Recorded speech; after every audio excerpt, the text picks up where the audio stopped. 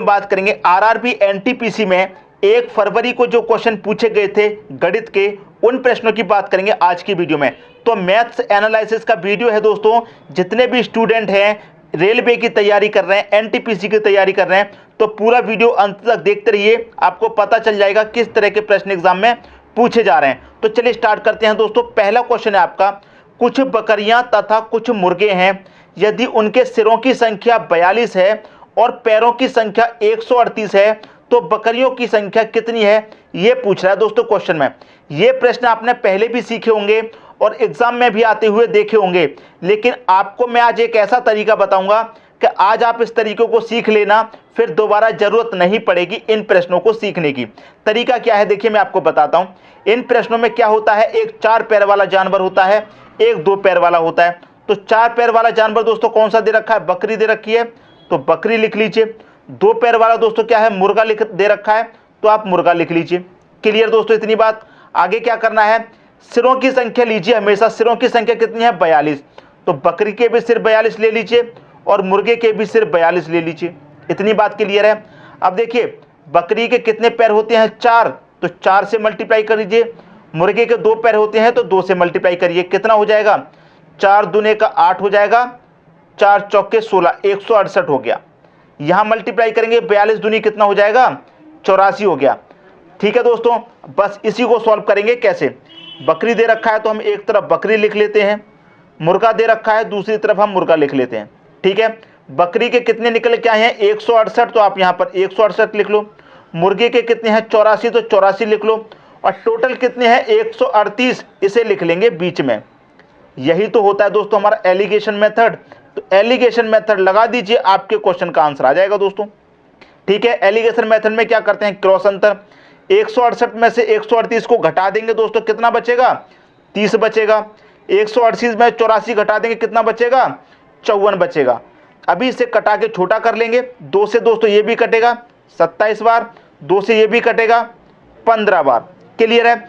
इसका मतलब बकरी के कितने सिर हैं, 27। बकरियां कितनी हैं, 27 बकरियां हैं। और मुर्गे कितने हैं, 15 मुर्गे हैं। आपसे क्वेश्चन में पूछ रहा है बकरियों की संख्या, तो बकरियों की संख्या दोस्तों कितनी है, 27 है। यही आंसर हो गया।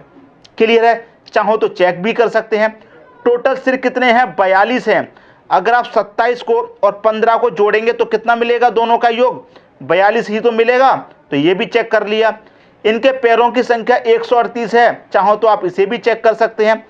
कितनी बकरियां हैं दोस्तों, 27 बकरियां हैं। बकरी के कितने पैर होते हैं, 4, तो 4 से मल्टीप्लाई कर दो। 4 सत्ते 28 का 8, कैरी का 2, 4 दूने का 8 और कैरी का 2 कितना हो जाएगा दोस्तों, 10। तो बकरी के पैर कितने हैं, 108 हैं। और मुर्गे के पैर कितने आएंगे दोस्तों, मुर्गे कितने हैं, 15। मुर्गे के 2 पैर होते हैं तो 2 से मल्टीप्लाई करो, कितना हो जाएगा, 30। दोनों को जोड़ देंगे, 8 और 0 8 हो जाएगा, 10 और 3 13। तो दोनों के पैर मिला के, बकरी के और मुर्गे के दोनों के पैर मिला के कितने हो गए, 138 हो गए। और दोनों के पैर यहाँ पर कितने दे रखे हैं, 138। तो कंडीशन सेटिस्फाई हो रही है, दोनों ही कंडीशन सेटिस्फाई हो रही हैं। दोनों को जोड़ेंगे, सिरों की संख्या 42 आ जाएगी। यहाँ भी दोनों को जोड़ा, पैरों की संख्या 138 आ गई। तो इस ट्रिक से आप बहुत ही आसानी क्वेश्चन को सॉल्व कर सकते हैं। कैसा भी प्रश्न हो, इस ट्रिक से आप उसे सॉल्व कर देंगे। 2 पैर वाला हो जानवर, चाहे 4 पैर वाला हो, कुछ भी पूछा जाए आपसे नहीं बचेगा। उम्मीद करता हूं ट्रिक आप सभी को बहुत अच्छी लगी होगी। अब देखेंगे दोस्तों अगला क्वेश्चन क्या पूछा गया था, वो देख लेते हैं। ठीक है दोस्तों, अगला क्वेश्चन है आपका, 3000 रुपये का 10% वार्षिक दर से 3 वर्ष का मिश्र धन कितना होगा। ठीक है दोस्तों, आपको इस क्वेश्चन में ना ही चक्रवृद्धि ब्याज कहा गया है, ना ही साधारण ब्याज। तो ऐसा क्वेश्चन कभी भी मिलेगा तो आप उसे दोस्तों साधारण ब्याज मानेंगे, जब उसमें ना ही साधारण ब्याज की चर्चा हो, ना ही आपको चक्रवृद्धि ब्याज की चर्चा हो, तो आप उस क्वेश्चन को हमेशा साधारण ब्याज मानेंगे। ठीक है, तो मिश्र धन क्या होता है दोस्तों, हमारा मिश्र धन पूछा है। मिश्र धन क्या होता है, मूलधन प्लस ब्याज हमारा मिश्र धन होता है। तो इस क्वेश्चन में क्या करेंगे, हम पहले ब्याज निकालते हैं। तो सिंपल इंटरेस्ट निकालने का फॉर्मूला क्या होता है, PRT पूरे का बटा दोस्तों 100, यही तो होता है हमारा फॉर्मूला। तो निकाल लेते हैं दोस्तों। प्रिंसिपल कितना है, 3000 है तो 3000 रख दो। रेट है 10% का 10 रख दो। टाइम है 3 वर्ष का 3 रख दो, बट्टे में 100 रख दो। 1 0 से 1 0 गया, ये वाले 0 से ये वाला गया, इसका इसमें मल्टीप्लाई कर दो। 3 त्रिक कितना हो जाएगा दोस्तों 9, और 2 0 कितना हो गया 900। तो हमारा सिंपल इंटरेस्ट कितना निकल के आ गया, ब्याज 900 रुपये निकल के आ गया। और हमसे क्या पूछ रहा है, मिश्र धन। तो मिश्र धन हमारा क्या होता है, मूलधन प्लस ब्याज, यही तो होता है दोस्तों हमारा मिश्र धन। तो मिश्र धन निकालना है तो मूलधन कितना है हमारा दोस्तों 3000 है, उसमें ब्याज जोड़ दो 900 रुपये का। क्लियर है, तो कितना हो जाएगा दोस्तों, ये हो जाएगा 3900। यही हो गया दोस्तों हमारे क्वेश्चन का सही आंसर। मिश्र धन पूछा गया था, मिश्र धन। अब देखिए मिश्र धन निकालने का एक डायरेक्ट फॉर्मूला होता है, उससे आप डायरेक्ट मिश्र धन निकाल सकते हैं। देखिए कैसे निकाल सकते हैं, जो आपको दे रखा है ना प्रिंसिपल, उसे लिख लीजिए। प्रिंसिपल कितना है दोस्तों 3000 रुपये है, मल्टीप्लाई। देखिए दोस्तों यहाँ पर 3 वर्ष की बात है, जब एक वर्ष में रेट 10% रहेगा तो दूसरे में भी 10%, तीसरे में भी 10%, तो 3 साल में कितना हो जाएगा रेट 30% हो जाएगा। क्लियर है दोस्तों, तो 100 में जोड़ के लिखेंगे इसको, कितना हो जाएगा 130 हो जाएगा, बटे में कितना हो जाएगा दोस्तों 100। डायरेक्ट इससे हमारा मिश्र धन निकल के आता है। ठीक है दोस्तों, जितना भी रेट है 100 में जोड़ के लिख देंगे। जितने वर्ष की बात है, जब एक वर्ष का 10 है रेट तो 3 वर्ष का 30 हो जाएगा, तो 100 में जोड़ के लिखेंगे तो 130। अब देखिए 2 जीरो से आपके यहाँ पर ये 2 जीरो कट गए, 13 का मल्टीप्लाई 3 में कर दो, 13 ते कितना हो जाएगा 39 हो जाएगा, और 2 जीरो तो कितना हो गया 3900। यहाँ भी मिश्र धन 3900 आया था, यहाँ भी 3900 आ गया। तो मिश्र धन निकालने का ये डायरेक्ट फॉर्मूला है, डायरेक्ट प्रिंसिपल लिखिए, जो भी रेट है वर्ष में मल्टीप्लाई करके 100 में जोड़ के लिखेंगे बट्टे 100, आपका आंसर आ जाएगा दोस्तों, डायरेक्ट आपका मिश्र धन निकल के आ जाएगा। क्लियर दोस्तों, उम्मीद करता हूं सभी को अच्छे तरीके से समझ में आ गया होगा। अब देखेंगे अगला क्वेश्चन क्या पूछा गया था एग्जाम में, वो देख लेते हैं। ठीक है दोस्तों, अगला क्वेश्चन है आपका 6000 रुपये का 10% वार्षिक दर से 3 वर्ष का मिश्र धन एवं 8000 रुपये का 8% की दर से 3 वर्ष का मिश्र धन का अंतर ज्ञात करना है। यहाँ भी मिश्र धन निकालना है और यहाँ भी मिश्र धन निकालना है, दोनों का क्या कर देना है, हमें अंतर कर देना है। तो दोस्तों मैंने अभी आपको फॉर्मूला बताया है डायरेक्ट मिश्र धन निकालने का। कैसे निकालेंगे, जो आपका प्रिंसिपल है उसे रख दीजिए, मल्टीप्लाई रेट कितना है 10, जब एक वर्ष का 10 है, समय कितना है 3, तो कितना हो जाएगा 30% हो जाएगा। 10 का 3 मल्टीप्लाई कर देंगे 30, इसी को 100 में जोड़ के लिखेंगे, कितना हो जाएगा 130 बट्टे में 100। अंतर करना है तो अंतर वाला साइन ले लेंगे दोस्तों। क्लियर है, यहाँ पर कितना प्रिंसिपल है 8000 है, तो 8000 ले लीजिए, मल्टीप्लाई एक वर्ष का हमारा 8% है रेट, तो 3 वर्ष का कितना हो जाएगा 8 या 24, इसे 100 में जोड़ के लिखेंगे तो कितना हो जाएगा 124 बट्टे में कितना आ जाएगा दोस्तों 100 आ जाएगा। क्लियर दोस्तों, इतनी बात, इसी को सॉल्व कीजिए। 2 जीरो से दोस्तों आपके यहाँ पर 2 जीरो कट गए, ये वाले जीरो से ये वाला जीरो गया, इस वाले जीरो से इस वाला जीरो गया। क्लियर दोस्तों, इनका कर लेंगे दोस्तों हम मल्टीप्लाई। क्लियर है, इसका मल्टीप्लाई करेंगे 13 छिंग 78 होता है, कितना होता है दोस्तों 13 छिंग 78 और 2 जीरो। इसको सॉल्व किया तो हमारा 7800 मिल गया। इसको सॉल्व करेंगे दोस्तों, 8 का मल्टीप्लाई 4 में करेंगे, 8 चौके कितना हो जाएगा दोस्तों 32 हो जाएगा, कितना हो जाएगा 32 का 2 कैरी का 3, 8 दूनी 16 कैरी का 3 19 हो जाएगा, तो 19 का 9, 8 का मल्टीप्लाई 1 में करेंगे, 8 एकम 8 और कैरी का मीनिंग कितना हो जाएगा दोस्तों 9 हो जाएगा। और ये जीरो है तो ये जीरो कहाँ जाएगा दोस्तों, लास्ट में आ जाएगा। इनका क्या करना है हमें अंतर, इसका भी मिश्र धन निकल के आ गया, इसका भी मिश्र धन, दोनों का मिश्र धन निकल के आ गया, दोनों का क्या करना है अंतर। अंतर का मतलब क्या होता है, ज्यादा में से कम को घटा देते हैं। तो ज्यादा वाली संख्या कितनी है 9920 ज्यादा है, तो 9920 में से घटा देंगे 7800 को, अंतर आ जाएगा। ये जीरो यहाँ पर 2 आ जाएगा, 9 में से 8 गया 1 आ जाएगा, 9 में 7 गया 2 आ जाएगा, तो 2120 रुपये हो जाएगा दोनों का अंतर। यही हो जाएगा दोस्तों आपके क्वेश्चन का सही आंसर। तो मैं उम्मीद करता हूं क्वेश्चन आप सभी को बहुत ही अच्छे तरीके से दोस्तों समझ में आ गया होगा। डायरेक्ट मिश्र धन कैसे निकालते हैं यह भी आपको पता चल गया होगा। तो इसी तरह के प्रश्न पूछे जा रहे हैं दोस्तों एनटीपीसी के एग्जाम में। ठीक है दोस्तों, अब देखते हैं अगला क्वेश्चन क्या पूछा गया था, वो देख लेते हैं। ठीक है दोस्तों, अगला क्वेश्चन है, एक गाड़ी 20 लीटर तेल से 150 किलोमीटर चलती है तो 30 किलोमीटर जाने के लिए कितना तेल लगेगा। देखिए दोस्तों 20 लीटर तेल में गाड़ी कितनी चलती है 150 किलोमीटर चलती है, तो 20 लीटर में 150 चल रही है, तो सबसे पहले हम ये पता कर लेते हैं कि 1 लीटर तेल में कितनी चलेगी। तो कितना हो जाएगा 150, ये 20 कहाँ जाएगा दोस्तों यहाँ डिवाइड में आ जाएगा। इतनी बात दोस्तों यहाँ पर क्लियर है।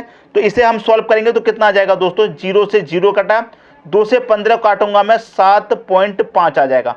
मतलब 1 लीटर तेल में वो 7.5 किलोमीटर चलती है। ठीक है, तो हमें चलना कितना है दोस्तों 30 किलोमीटर चलना है। 300 नहीं दोस्तों, यहाँ पर 30 किलोमीटर हमें चलना है। 1 लीटर में चल रही है 7.5, तो 3 कितने में चलेगी 7.5 से आप डिवाइड कर दो। ठीक है, 7.5 से डिवाइड करेंगे, 7.5 से 4 बार में पूरा 30 कट जाएगा, तो 4 लीटर यही हो जाएगा दोस्तों आपके क्वेश्चन का सही आंसर। ठीक है दोस्तों, 20 लीटर तेल में 150 किलोमीटर चल रही है, तो 1 लीटर तेल में कितनी चल रही है? 7.5 चल रही है। चलना कितना है हमें? 30 चलना है, तो इस 30 में 7.5 से डिवाइड कर देंगे, पता चल जाएगा कि 30 किलोमीटर कितने तेल में चलेगी? 4 लीटर में चलेगी। जब 1 लीटर में 7.5 चल रही है तो 4 लीटर में कितनी चलेगी? 30 किलोमीटर चलेगी। तो 4 लीटर आ गया आपके क्वेश्चन का सही आंसर। अब देखेंगे दोस्तों अगला क्वेश्चन क्या पूछा गया था, वो देखते हैं। ठीक है दोस्तों, अगला क्वेश्चन है आपका, 3 संख्याओं का अनुपात 3:7:8 है और उनके वर्ग का योग 7808 है, तो सबसे छोटी संख्या क्या होगी?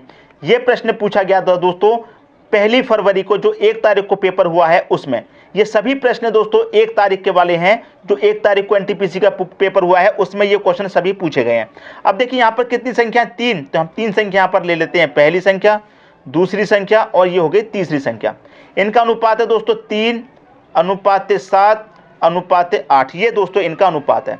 अब देखिए यहाँ पर ये 3 है, अगर मैं इसमें x से मल्टीप्लाई कर दूं, यहाँ भी x से मल्टीप्लाई कर दूं, यहाँ भी x से मल्टीप्लाई कर दूं, तो कोई फर्क पड़ेगा? कोई फर्क नहीं पड़ेगा। ये 3x हो जाएगी संख्या, ये 7x हो जाएगी, ये 8x हो जाएगी। इसके मान में कोई फर्क दोस्तों नहीं पड़ेगा। इन तीनों संख्याओं का वर्ग का योग दोस्तों कितना दे रखा है? ये दे रखा 7808। ये कैसा योग है? संख्याओं का योग नहीं है, उनके वर्ग का योग है। ठीक है दोस्तों, जब वर्ग का योग दे रखा है तो अनुपातों का भी वर्ग कर लेंगे। क्लियर है? तो 3 का वर्ग करेंगे कितना हो जाएगा? 9, और x का वर्ग करेंगे तो x स्क्वायर अनुपात है। 7 का स्क्वायर 49, x का वर्ग करेंगे तो x स्क्वायर अनुपात है। 8 का स्क्वायर करेंगे दोस्तों 64, x का होगा साथ में तो x स्क्वायर। सभी को दोस्तों जोड़ लीजिए, कितना हो जाएगा? सभी को जब जोड़ेंगे 9, 8 कितना हो जाएगा? 9 और 8 58, 58 में 64 जोड़ देंगे, ये हो जाएगा 122। तो यहाँ पर दोस्तों क्या हो जाएगा? 122 x स्क्वायर बराबर कितना है? 7808 है। यहाँ पर सभी संख्याओं के वर्ग का योग कितना है? इतना है। और यहाँ पर इनका वर्ग का योग कितना है? इतना है, तो ये इसके बराबर हो जाएगा। अब इसे आप कटाएंगे 122 से, ये कितनी बार में कट जाएगा? पूरा 64 बार में कट जाएगा। तो x बराबर कितना आ गया दोस्तों? 64 आ गया, x स्क्वायर बराबर। अब आपसे क्या पूछ रहा है? सबसे छोटी संख्या क्या होगी, ये पूछ रहा है। अब यहाँ पर x का मान आपको निकालना है, तो x स्क्वायर दे रखा है, तो x बराबर ये स्क्वायर पावर कहाँ चली जाएगी? इसके ऊपर चली जाएगी, तो 64 पे क्या लग जाएगी? करनी लग जाएगी, अंडर रूट 64 हो जाएगा। तो x बराबर रूट 64 का मान कितना होता है दोस्तों? 8 होता है। तो x की वैल्यू पता चल गई आपको कितनी है? 8 है। सबसे छोटी संख्या पूछ रहा है, तो जो अनुपात में सबसे छोटा होगा वही छोटी संख्या है। अनुपात में सबसे छोटा 3 है, तो 8 का मल्टीप्लाई 3 में कर दो, कितना हो जाएगा? 8 × 24। यही हो गया दोस्तों आपके क्वेश्चन का सही आंसर। क्लियर दोस्तों? उम्मीद करता हूं क्वेश्चन बहुत अच्छे तरीके से समझ में आ गया होगा। अब देखेंगे दोस्तों अगला क्वेश्चन। अगला क्वेश्चन है, अंश में 30% की वृद्धि करने पर तथा हर में 65% की वृद्धि करने पर भिन्न 4/5 है, तो मूल भिन्न क्या थी? देखिए दोस्तों, भिन्न क्या होती है? a/b, ये होती है दोस्तों आपकी भिन्न। इतनी बात आपकी क्लियर है? तो इसमें a क्या होता है? आपका अंश। b क्या होता है? नीचे वाली संख्या होती है हर। अंश में क्या हो रहा है दोस्तों? 30% की वृद्धि हो रही है। कितने की वृद्धि हो रही है? 30 की वृद्धि हो रही है, तो 100 में 30 जोड़ के लिखेंगे तो कितना हो जाएगा? 130 हो जाएगा। हर में क्या हो रहा है? हर में 65% की वृद्धि हो रही है, तो 100 में 65 जोड़ के लिखेंगे, कितना हो जाएगा? 165 हो जाएगा। तो बराबर भिन्न कितनी हो जाती है? 4/5 हो जाती है, तो 4/5 लिख लीजिए। क्लियर है? अब देखिए यहाँ पर संख्याओं को मैं कटा करके छोटा कर लेता हूँ। ये कट जाएगा 5 एकम 5, और 5 से कटाएंगे तो कितनी बार में कटेगा? 5 × 15, एक बचेगा 15, 5 × 15। यहाँ मैं इसे कटा लूँ 2 से, तो 2 से कट जाएगा 2 बार में, और 2 से इसे कटाऊंगा तो ये कट जाएगा 65 बार में। तो दोस्तों ये कितना हो गया? a × 65 हो गया, बटे में b × 33 हो गया, बराबर 2/1 हो गया। अब दोस्तों क्या होगा? इसका क्रॉस मल्टीप्लाई हो जाएगा, तो a/b बराबर 33 का मल्टीप्लाई हो जाएगा दोस्तों 2 से, तो कितना हो जाएगा? 33 दूनी 66। 65 का हो जाएगा 1 से, तो कितना हो जाएगा? 65। तो a का मान कितना है दोस्तों? 66 है। b का कितना है? 65 है। आपसे पूछ रहा है मूल भिन्न क्या थी? तो मूल भिन्न थी दोस्तों 66/65। यही आ जाएगा आपके क्वेश्चन का सही आंसर। मूल भिन्न क्या है दोस्तों, 66/65। यही आपके क्वेश्चन का दोस्तों सही आंसर है। ठीक है दोस्तों, अब देखते हैं अगला क्वेश्चन। अगला क्वेश्चन है 15 व्यक्ति किसी कार्य को 20 दिन में कर सकते हैं, तो 20 व्यक्ति इस कार्य को कितने दिन में करेंगे। मैंने एक फॉर्मूला बताया है दोस्तों आपको, M1 D1 T1 वाला, उस फॉर्मूले से ये क्वेश्चन सॉल्व होगा। तो मैं डायरेक्ट यहाँ पर कर देता हूँ। कितने व्यक्ति हैं, 15, कितने दिन में कर रहे हैं दोस्तों, 20 दिन में कर रहे हैं। ठीक है, बराबर, बाद में कितने व्यक्ति हो गए, 20, कितने दिन में करेंगे नहीं पता, उसे हम x मान लेते हैं। तो 20 से 20 यहाँ पर कट जाएगा, कितना बचेगा, 15 बराबर x। तो x की वैल्यू कितनी आ गई, 15। x हमने क्या माना था, कितने दिन में करेंगे, तो 15 दिन में करेंगे। यही हो जाएगा आपके क्वेश्चन का दोस्तों सही आंसर। ठीक है दोस्तों, समझ में आ गया। इसी तरह के प्रश्न एग्जाम में पूछे जा रहे हैं। अब देखते हैं कौन सा प्रश्न पूछा गया था, वो देख लेते हैं अगला क्वेश्चन। ठीक है दोस्तों,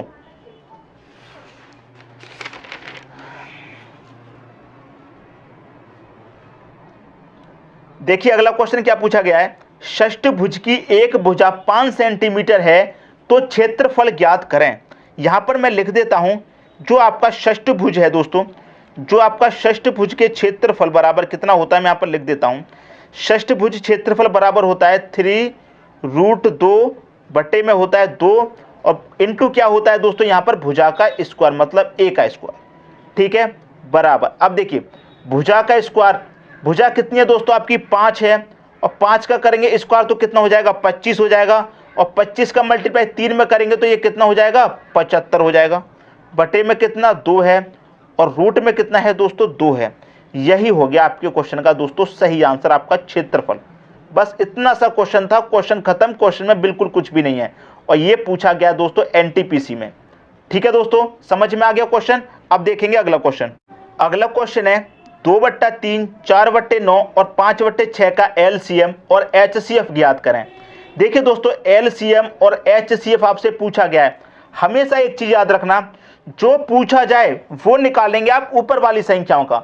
LCM पूछ रहा है तो ऊपर वाली संख्याओं का LCM निकालेंगे, HCF पूछ रहा है तो ऊपर वाली संख्याओं का HCF निकालेंगे। ठीक है दोस्तों, तो यहां पर निकाल लेते हैं। LCM पूछ रहा है तो हम क्या करेंगे, ऊपर वाली संख्याओं का LCM निकालेंगे। तो 2, 4 और 5 का LCM दोस्तों कितना होगा, 20 होगा। क्लियर है, ऊपर वाली संख्याओं का LCM निकाल लिया। LCM पूछ रहा है, ऊपर वाली संख्याओं का LCM निकाल लिया, नीचे वाली संख्याओं का HCF निकालेंगे। ठीक है, तो 3, 9, 6, वह बड़ी से बड़ी संख्या कौन सी है जो इन तीनों को डिवाइड कर रही है। 3 से 3 भी कटेगा, 3 से 9 भी कटेगा, 3 से 6 भी कटेगा, तो 3 हो गया दोस्तों आपका HCF। तो ये निकल के आ गया दोस्तों आपका LCM। जो पूछ रहा है वो आप ऊपर वाली संख्याओं का निकालेंगे, ठीक है, नीचे वाली संख्याओं का दूसरा निकालेंगे। अब यहाँ पर HCF पूछ रहा है तो ऊपर वाली संख्याओं का HCF निकालेंगे। तो इनका HCF क्या होगा, वह बड़ी से बड़ी संख्या कौन सी है जो इन तीनों को काट रही है। तो 1 से 2 भी कटेगा, 4 भी कटेगा और 5 भी कटेगा, तो 1 हो गया HCF। नीचे वाली संख्याओं का क्या निकालेंगे, LCM। तो 3, 9 और 6 का दोस्तों LCM कितना आएगा, वह छोटी से छोटी संख्या कौन सी है जो इन तीनों से कट जाएगी। तो यहाँ पर देखेंगे 3 से 9 कटेगा, 6 भी कटेगा, लेकिन 9 एकम 9 कटेगा। तो ये क्या हो जाएगा दोस्तों आपके क्वेश्चन का, यहाँ पर देखिए 3, 9 और 6, 3, 9, 6 का LCM लेंगे तो यहाँ पर आपका LCM हो जाएगा 18। 18 दोस्तों आपका 3 से भी कटेगा, 6 से भी कटेगा और 9 से भी कटेगा।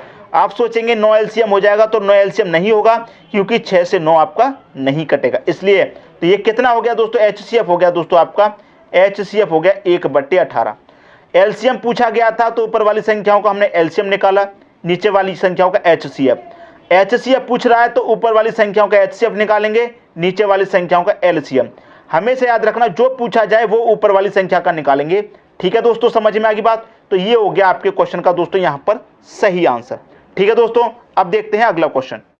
अगला क्वेश्चन है, A की आयु B की आयु से 3 गुनी है एवं C की आधी है, B की आयु 28 वर्ष है, तो A की आयु ज्ञात करें। ये क्वेश्चन बहुत अच्छा है। कितने व्यक्ति हैं दोस्तों, 3, A, B और C, 3 व्यक्ति हैं, A, B और C, 3 व्यक्ति हैं। क्या कह रहा है, जो A की आयु है B की आयु से 3 गुनी है, A की आयु B की आयु से 3 गुनी है। अगर B की 1 होगी तो ये 3 गुनी है, तो कितनी हो जाएगी, 3 हो जाएगी। ठीक है, एवं C की आधी है, जो A की आयु है वो B की 3 गुनी है और C की आधी है, तो सी की 6 होगी तो सी की आधी कितनी हो जाएगी, ये 3 हो जाएगी। इतनी बात दोस्तों क्लियर है। यहाँ पर कह रहा है कि बी की आयु कितनी है, 28 वर्ष। तो बी की आयु दोस्तों कितनी है, 28 वर्ष। बी की आयु 28 वर्ष है, अनुपात में कितनी है, 1। तो 1 से अगर आप डिवाइड करेंगे तो कितना निकल के आएगा, 28 ही तो निकल के आएगा। तो 28 निकल के आ गया। किसका पूछ रहा है, ए की आयु ज्ञात करें, तो 28 का मल्टीप्लाई ए के अनुपात से कर देंगे। कितना हो जाएगा, ये हो जाएगा 3 अट्ठे 24 हो जाएगा। 24 का 4, कैरी का 2, 3 दूनी 6 और कैरी का 2 कितना हो जाएगा, 8। तो ए की आयु दोस्तों कितनी है, 84 वर्ष है। ये हो गया दोस्तों आपके क्वेश्चन का सही आंसर। ए की आयु 84 वर्ष है। सी की आयु पूछी जाए तो 28 का मल्टीप्लाई सी इससे 6 से कर देंगे तो सी की निकल के आ जाएगी। बी के अनुपात से करेंगे तो 28 से कम 28 ही निकल के आ जाएगा। तो बी की 28 दे रखी है आपको। तो उम्मीद करता हूं सभी को क्वेश्चन बहुत अच्छे तरीके से समझ में आ गया होगा।